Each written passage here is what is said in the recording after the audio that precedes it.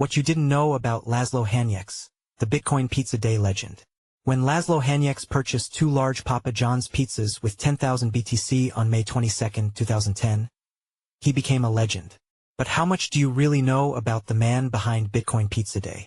The skalds of Bitcoin Twitter have sung of the historic moment, the first real-world purchase with Bitcoin, and pundits have etched the story into the internet's memory with headlines about the infamous Bitcoin pizza purchase, now dearly valued at more than $1 billion. But what if I told you that Hanyecz spent nearly 10 times more Bitcoin following the historic purchase?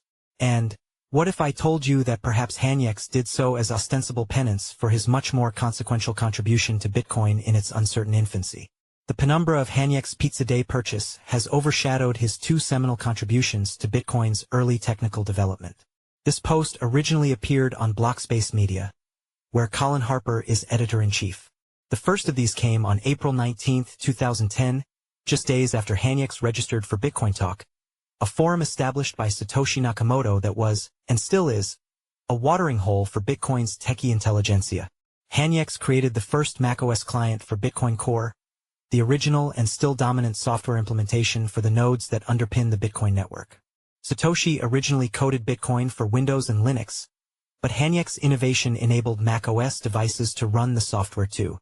His contribution laid the foundation for all macOS-enabled Bitcoin wallets and applications that would follow it. But arguably greater than this was Hanyec's discovery that he could mine Bitcoin with his computer's graphics card, GPU.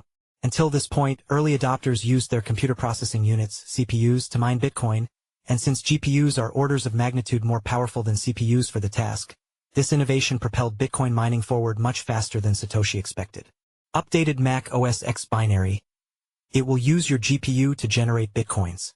This works really well if you have a good GPU like an NVIDIA 8800 or something like that, Hanyecz wrote in a May 10, 2010 Bitcointalk post. The discovery ignited Bitcoin's first digital gold rush. Bitcoin's total hash rate exploded upward by 130,000% by the end of the year, and for the first time, Bitcoin miners began constructing small-scale mining farms. These setups, slapped together in basements and attics, garages and sheds, were the prototypes for the industrial-scale Bitcoin mining farms that dominate the Bitcoin network today. Hanyec's invention was so consequential that it earned him a virtual drop-in from Satoshi Nakamoto himself. And it's possible that the conversation that followed may have inspired Hanyec's famous Pizza Day purchase. A big attraction to new users is that anyone with a computer can generate some free coins. Satoshi wrote to Hanyecz. GPUs would prematurely limit the incentive to only those with high-end GPU hardware. It's inevitable that GPU compute clusters will eventually hog all the generated coins. But I don't want to hasten that day.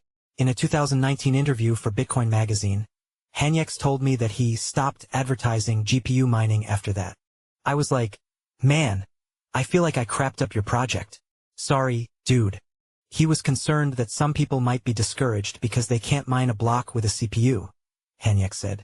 Perhaps this conversation spurred Hanyecz to offer 10,000 BTC for 2 large Papa John's pizzas on that fateful day in May 15 years ago. In fact, he made the offer more than once. During the 2019 interview, Hanyecz told me that he spent nearly 100,000 BTC in the year that followed. I spent all my Bitcoin on pizza long ago, Hanyecz wrote in a February 2014 Bitcointalk post. Other than a little bit of single-digit change, I spent everything I mined. As you all know, the difficulty rises to adjust to hashing power, so eventually the mining wasn't worth it for me. Looking at a Bitcoin address Hanyecz listed on his first Bitcointalk post, Hanyecz received and spent 81,432 BTC from this address from April to November 2010.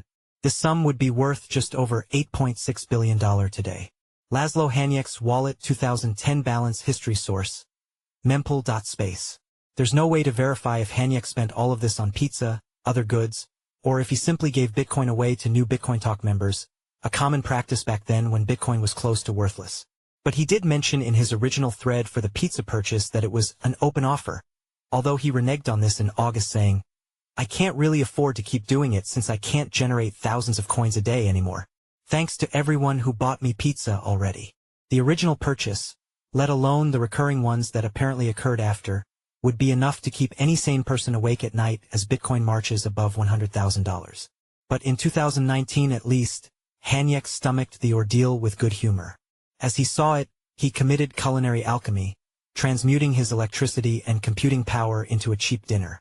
He had no idea that Bitcoin would command the price it does today, so the transaction was a victory in his book.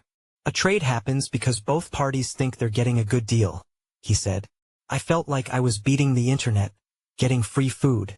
I was like, man, I got these GPUs linked together, now I'm gonna mine twice as fast. I'm just going to be eating free food. I'll never have to buy food again. I mean, I coded this thing and mined Bitcoin and I felt like I was winning the internet that day.